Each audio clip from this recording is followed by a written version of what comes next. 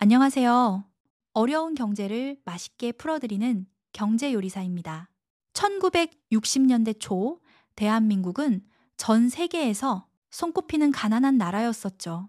세계은행 자료를 보면 1960년 대한민국 1인당 GDP가 대략 80달러 수준으로 미국 GDP의 5%에 그쳤습니다. 게다가 당시 대한민국 경제 규모는 각종 추정치를 보면 북한의 3분의 1 정도로 잡힙니다.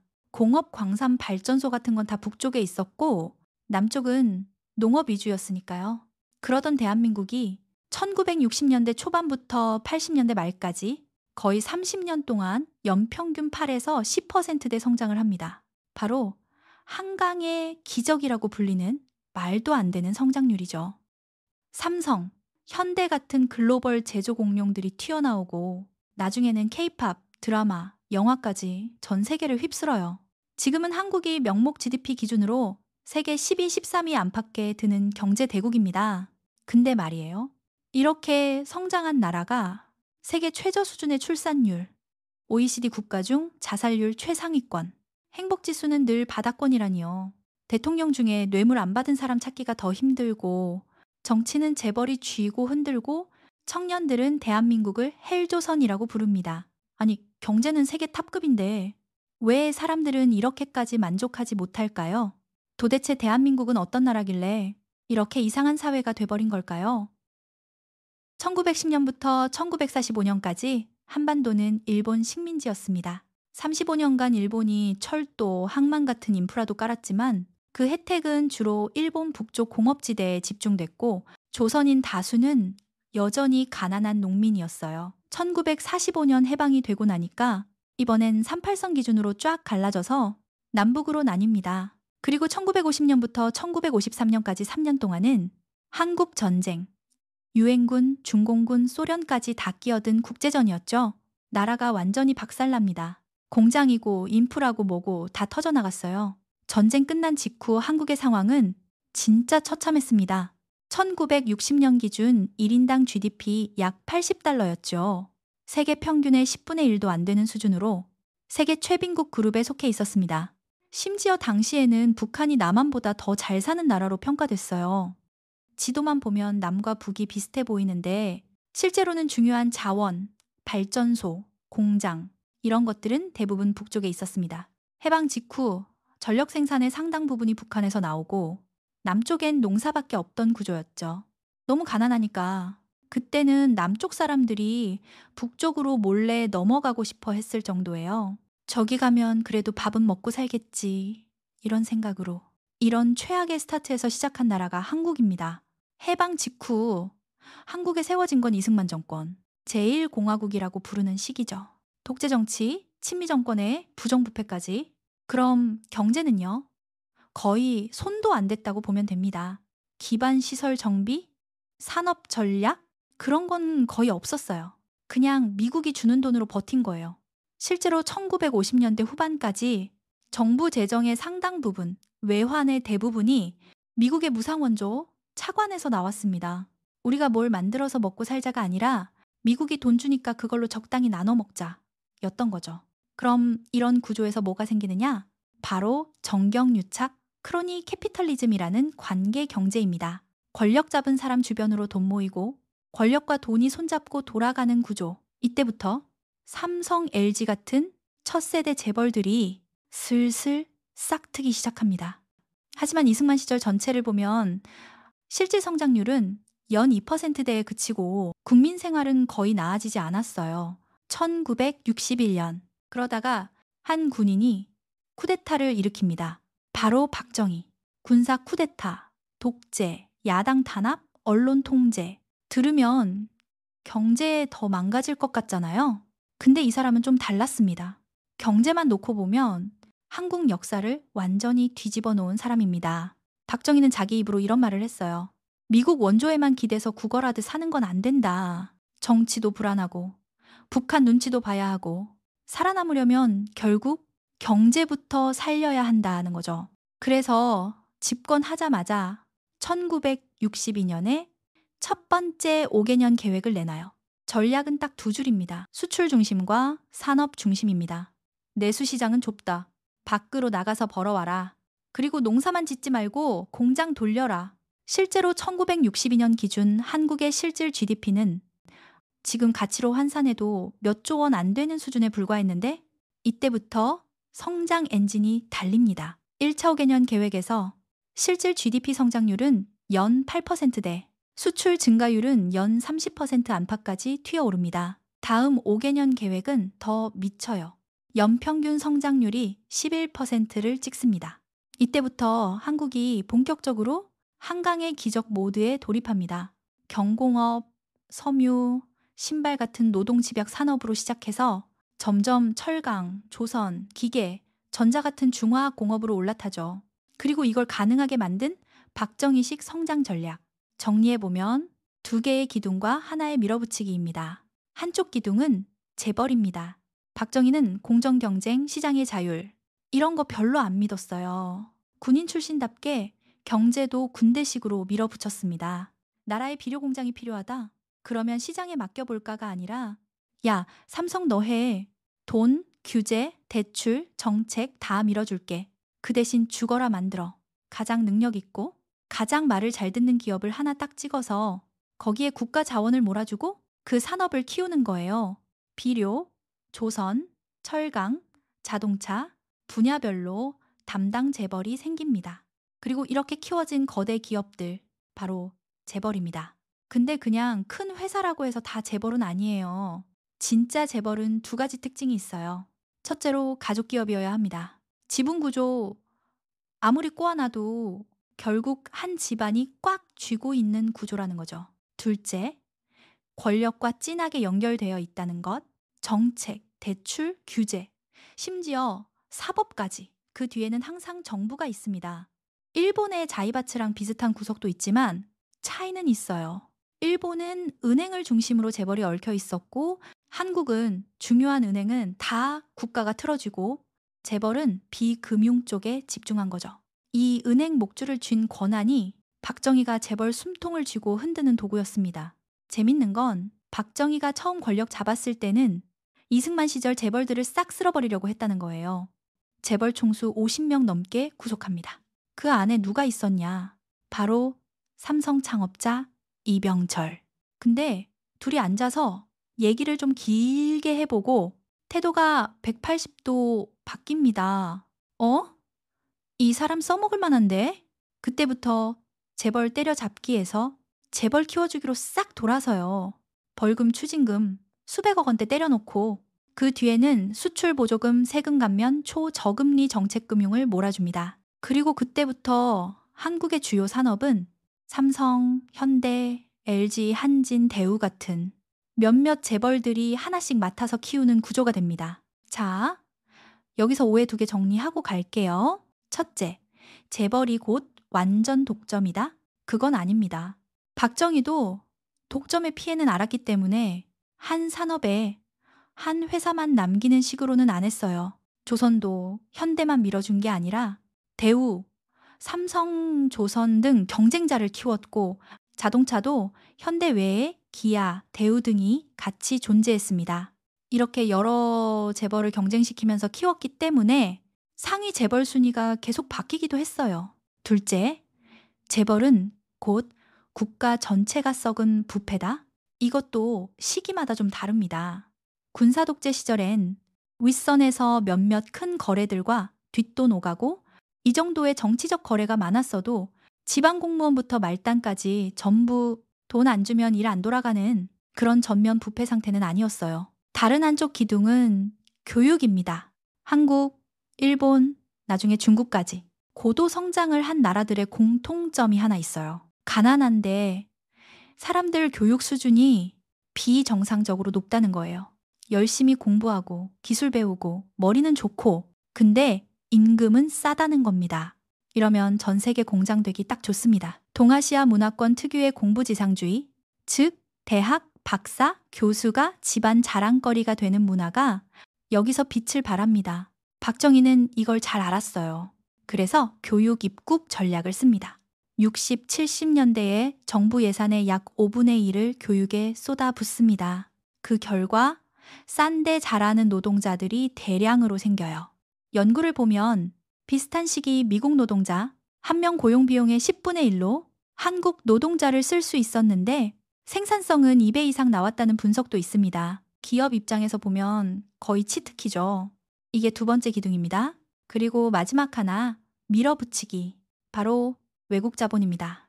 이승만 시절에는 미국 원조에 거의 목숨을 걸고 매달린 수준이었죠. 박정희는 초반에 오히려 외자를 제한하기도 했어요. 구걸 경제는 안 한다. 이런 느낌으로. 근데 판을 뒤집어 버린 사건이 하나 터집니다. 바로 베트남 전쟁. 미국 편에 서서 한국이 군인 30만 명 넘게 보냅니다. 나라 총력전 수준으로 도와준 거죠. 미국은 이 공을 그냥 넘기지 않았습니다.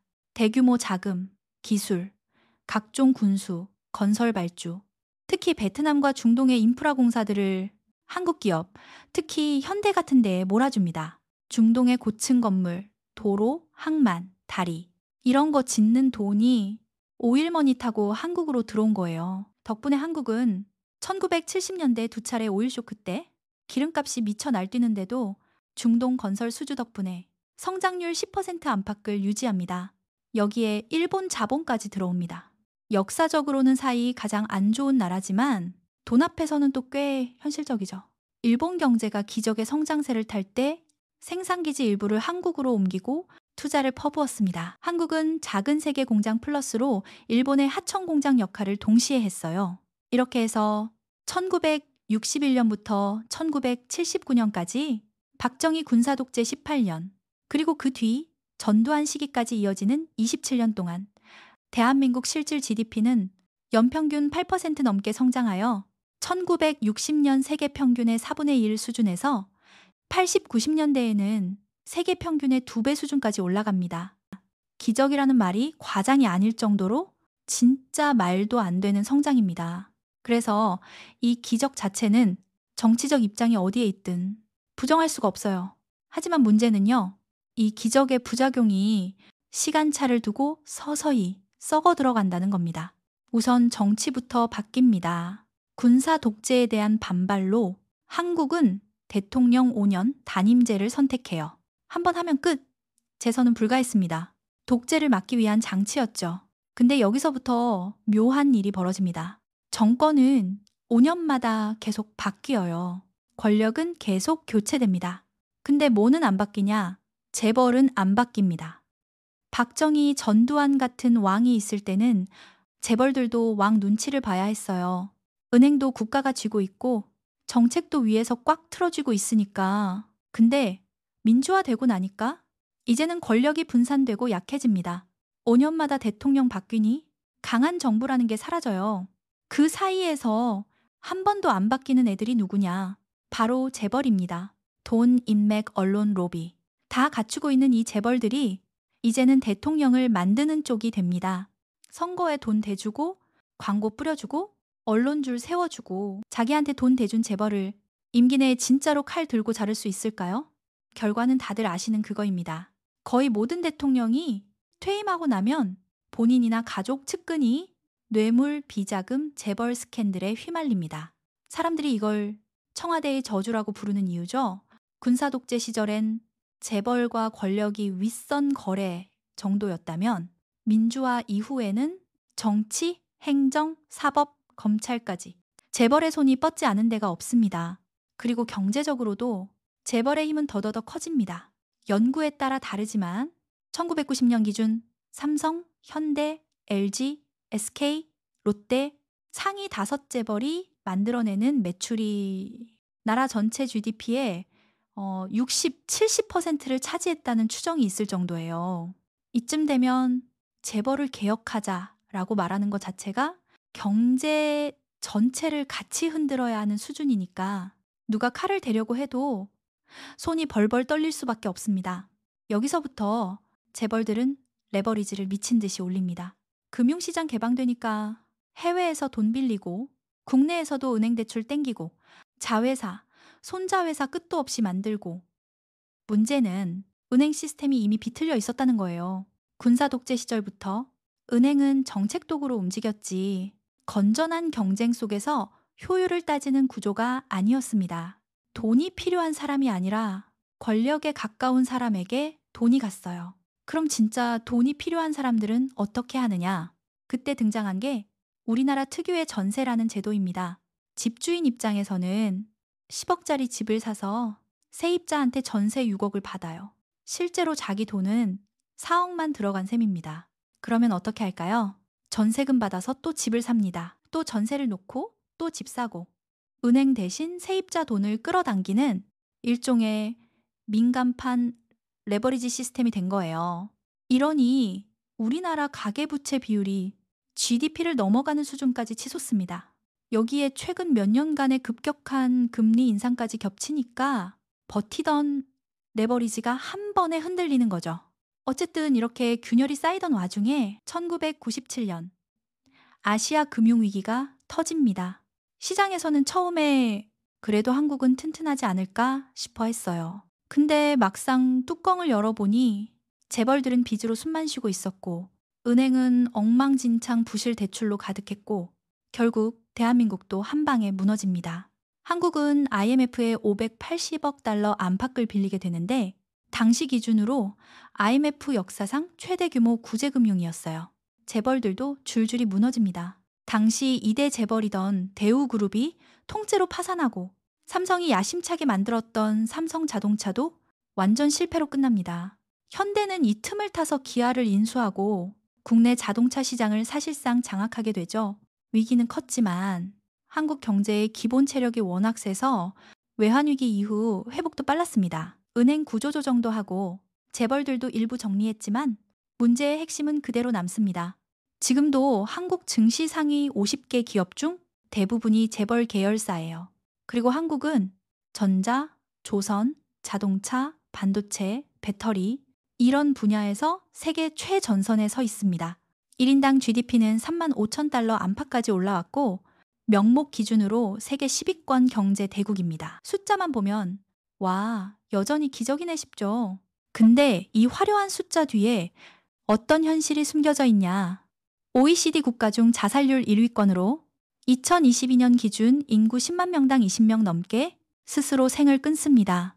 최근 합계 출산율은 0.7명대로 세계 최저를 기록하고 있습니다. OECD에서도 손꼽히는 긴 노동시간, 상대적으로 낮은 행복지수, 높은 스트레스, 경제성장의 과실은 분명히 있는데 그게 우리 모두에게 공평하게 돌아간다는 느낌이 안 듭니다. 재벌과 상위 계층은 더더더 견고해졌고 나머지 사람들은 스카이 못 가면 인생 끝나는 거 아니냐는 압박 속에서 평생 레이스를 뛰어야 하는 구조가 돼버린 거죠. 이젠 교육열이라는 말을 넘어서 아예 교육광기라는 표현까지 나옵니다.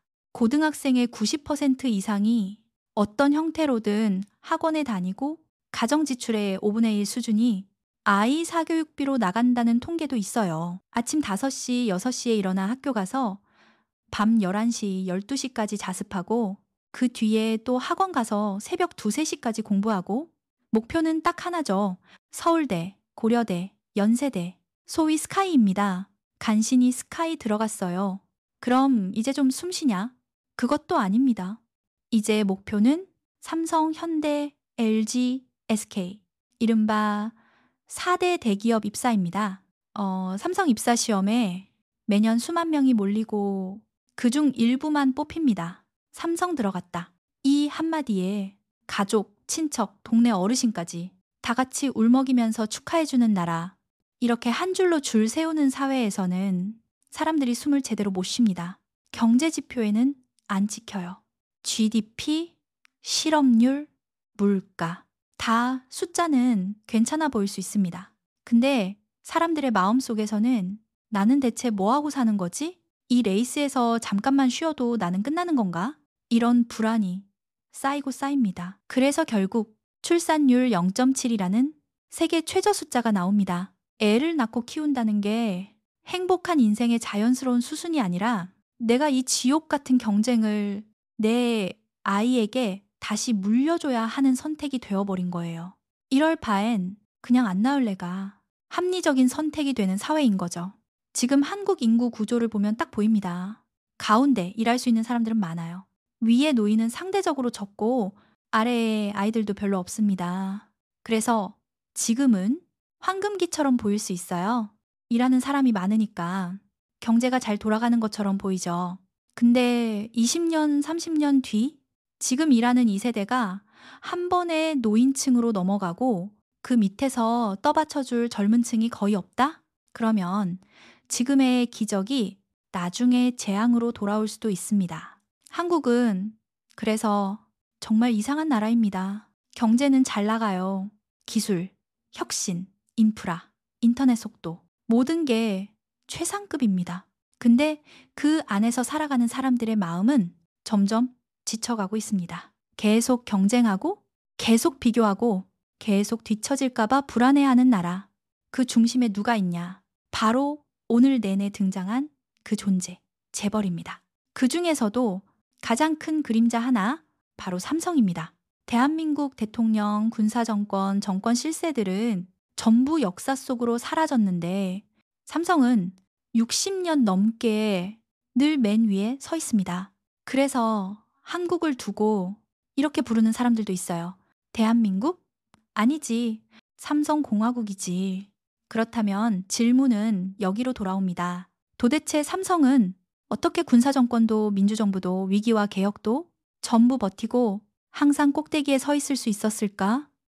삼성 3대 총수는 어떻게 세대마다 구속됐다가 또 사면받고 또다시 구속됐다가 또 풀려나는 걸까? 그 과정에서 법은 누구를 위해 움직였고 정치는 누구를 위해 타협했을까? 삼성의 흑역사와 생존 전략에 대한 이야기는 다음 편에서 제대로 조리해 보도록 하겠습니다. 오늘 요리가 맛있으셨다면 구독과 좋아요 부탁드립니다.